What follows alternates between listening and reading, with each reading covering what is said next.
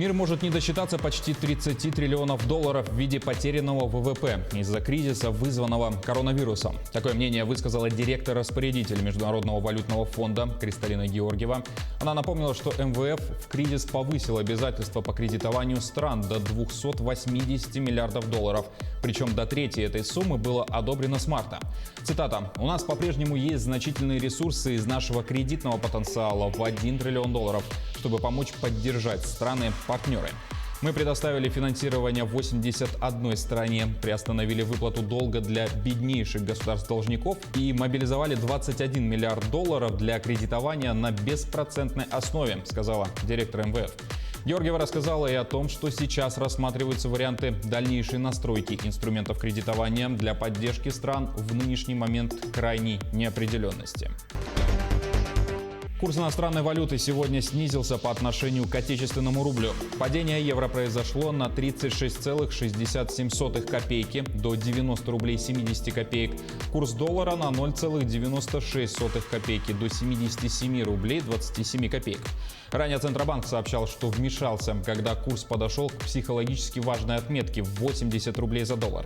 Дальше началась бы распродажа, способная спровоцировать экстремальные краткосрочные всплески до 95-100 рублей. Помимо этого, ведомство разместило рекордный объем облигаций федерального займа на почти 346 миллиардов рублей. Президент Владимир Путин рассказал, что является залогом для привлечения инвестиций. По мнению российского лидера, обязательными являются политическая и экономическая стабильность, минимум бюрократии, эффективная работа правоохранителей в рамках закона и разумная антимонопольная и налоговая политика. В ходе совещания с Кабмином президент сказал, что этим вопросам будет уделяться необходимое внимание и попросил премьера Михаила Мишустина держать это под своим контролем. Продление программы льготной ипотеки, которая сейчас так активно обсуждается в обществе, позволит дополнительно привлечь в строительство порядка полутриллиона рублей.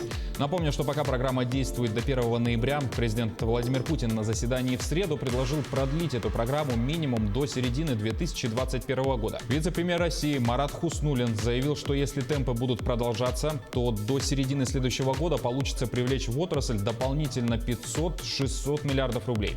Тем самым программа дает возможность и выгодно приобрести жилье и выгодно финансирует стройку, так как 45-40% новостроек квартиры уже проданы, и если государство не будет поддерживать финансирование, то есть риск возникновения обманутых дольщиков.